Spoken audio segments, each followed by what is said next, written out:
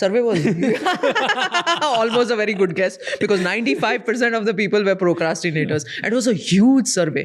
The scientists wondered कि यार 95% लोग procrastinate करते हैं, मतलब 5% लोग ही काम कर पाते हैं, ऐसा क्यों है? Because fundamentally brain is lazy. उसको करना ही नहीं है. It's happy where it is. So that and there is a way in which you can break the procrastination. Simple से steps है. Do the shitty draft first. कर लो बस. पहली 5 minute आपने अगर काम कर लिया ना तो अपने आप ब्रेन वो गैर में आ जाएगा. चाहे तो एक कॉफी पहले ही प्राइम कर लो, भाई मैं तुम्हें कैफीन दे रही हूँ, अब काम कर लो और कर लो, So momentum. Yes. Create momentum. Absolutely. The first 5 minutes.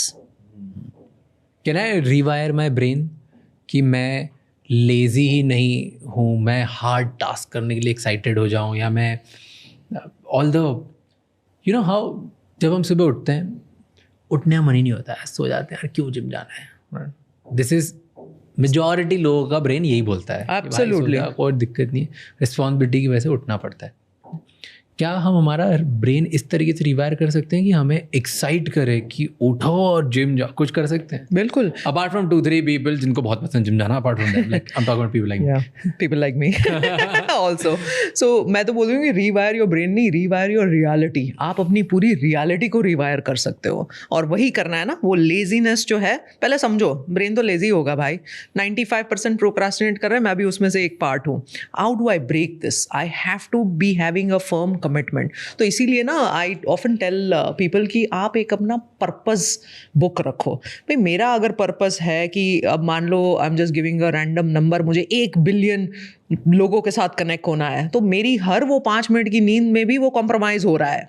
So am I on my mission, am I on my purpose? And if I continuously keep reminding, because the brain loves meaning. By the way brain के अंदर ना the chemistry of the neuro science is such कि आप उसको meaning से जोड़ दो ना. आई विश मेरे 8th स्टैंडर्ड के टीचर को ये समझता था कि मुझे वो मैथ का वो पाइथागोरस थ्योरम सिखा दिया, उसका मीनिंग भी बता देते कि मैं कैसे उसको अप्लाई करूंगी. The moment meaning comes into the thing ना, brain is able to do it. So always attach your waking up in the morning to also meaning.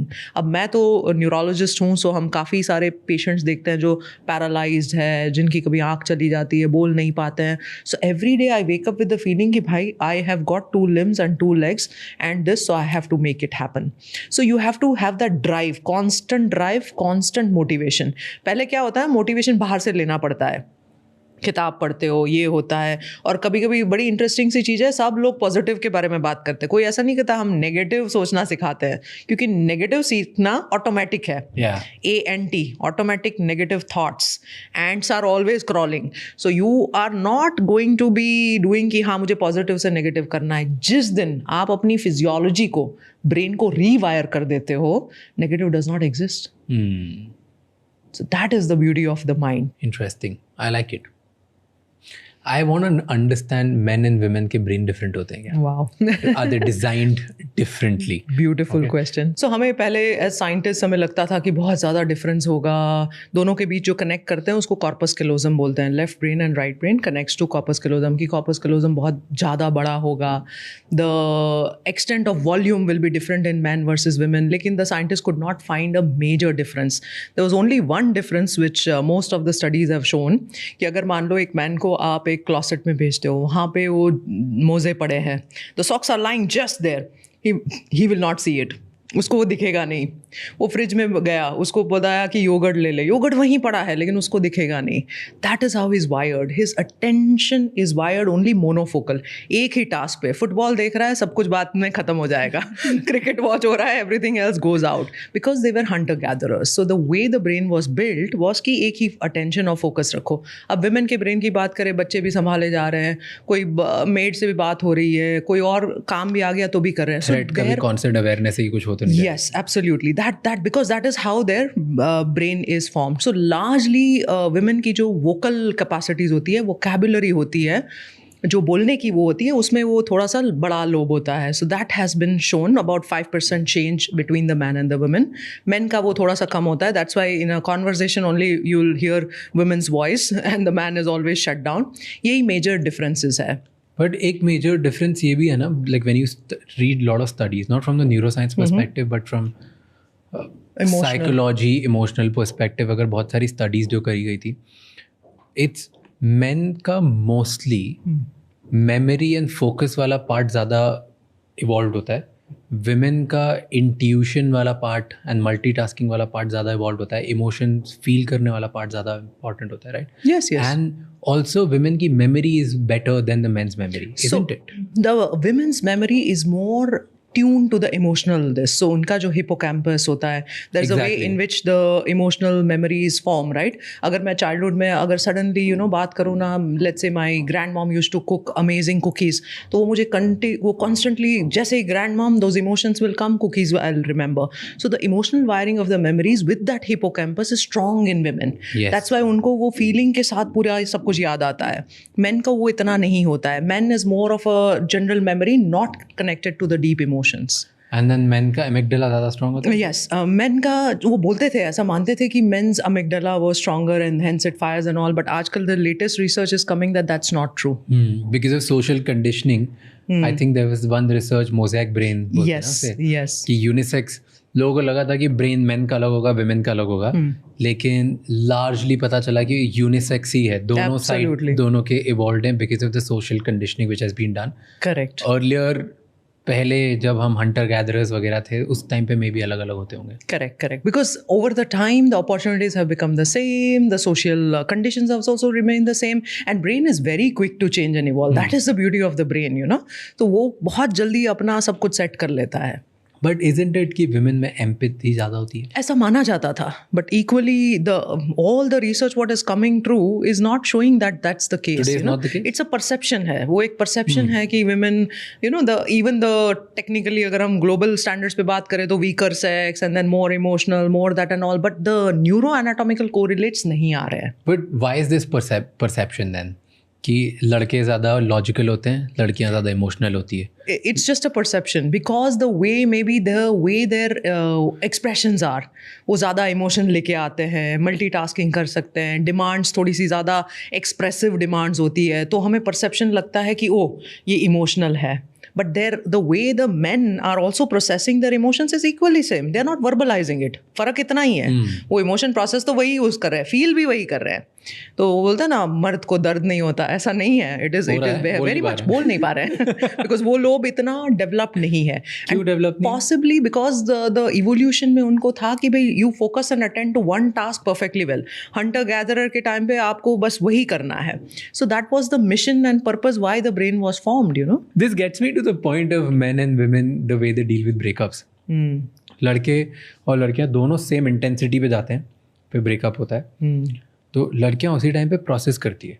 वो बहुत सैड हो जाएंगी, महीनों तक उन्हें कुछ अच्छा नहीं लगेगा, yes, खाना पीना नहीं खाएंगी. हाँ, बिल्कुल. उनकी डे टू डे वर्क में प्रॉब्लम्स आ जाएगी, उनका काम अफेक्ट होगा, उन्हें रोना बहुत आएगा, वो बहुत अफेक्टेड होंगी, बट वो उस प्रोसेस के थ्रू फील करके उसके थ्रू जा रही होंगी. एंड 6, 7, 8 months बाद she will be over it, कि forget it, that was past, हो गया, आगे चलो. किसी को साल लगता है, किसी को 2 साल लगते हैं, but they get over it, और वो उसी टाइम से फील करती है. वर्सेस मेन, वो अगले दिन से रेडी होते हैं, उन्हें कोई फ़र्क नहीं पड़ता. वो एकदम मूड में जाते हैं, उनको लगता है दुनिया बड़ी, हाँ ठीक है, ब्रेकअप ही तो है, क्या है, whatever. They don't let that emotion process. वो अपने काम में बिजी हो जाते हैं, एस्केप करते हैं. एंड देन 6 महीने बाद, साल भर बाद तब हिट करता है कि ओ शिट, ये तो मेरी लाइफ का जो पार्ट था, मुझे पता ही नहीं है. True. एंड देन वो अंदर ही अंदर फिर उनको खाता रहता है. And then they get into this lone of alone, depression, sadness, feeling stuck, emotional negativity, वो इमोशनली ऑफ हो जाना. बिल्कुल. तो ऐसा क्यों होता है? देखो, ये जो है इवोल्यूशनरी पर्सपेक्टिव्स है, ठीक है. दोनों का exactly same thing happens, and largely people who are listening will also be very much allied to this, because ये होता है, ऐसे ही होता है. नाउ इवोल्यूशनरी वाइज अगर आप कमिटमेंट, पहले एक रिलेशनशिप भी देखो, तो जो केमिकल चेंजेस हो रहे होते हैं ना, वो भी बहुत अलग हो रहे होते हैं. लेट्स से द कपल और the friends are meeting for the very first time. The very first time में जो लड़की का ऑक्सीटोसिन है, oxytocin is like more bonding hormone, वो बहुत ज़्यादा आता है. मेन में आता ही नहीं है.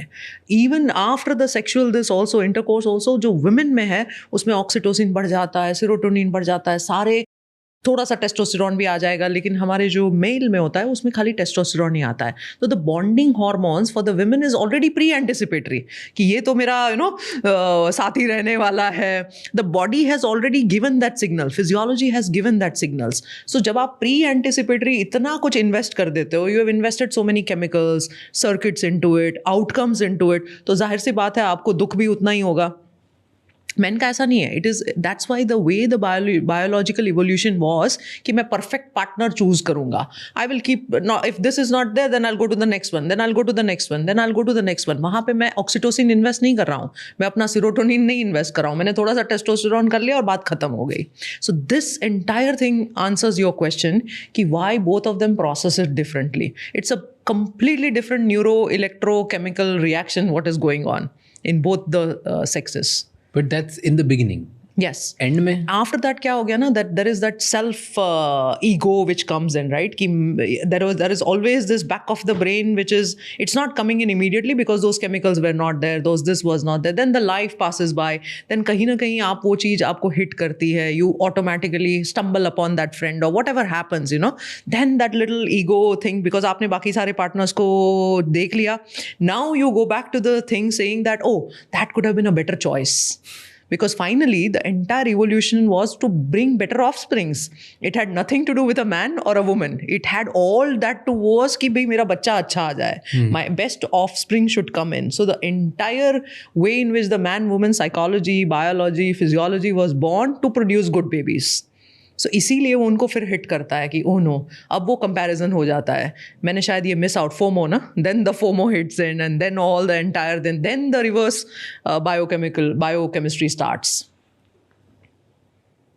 You're telling me कि आज तक हम because of evolution सबकॉन्शियसली सिर्फ यही चूज कर रहे हैं कि मेरे बच्चे किसके साथ बेटर होंगे. 100%. और किसी चीज से कोई लेना देना नहीं. बिल्कुल भी प्यार, नहीं. वार, बिल्कुल भी नहीं. वो सब नॉइज है.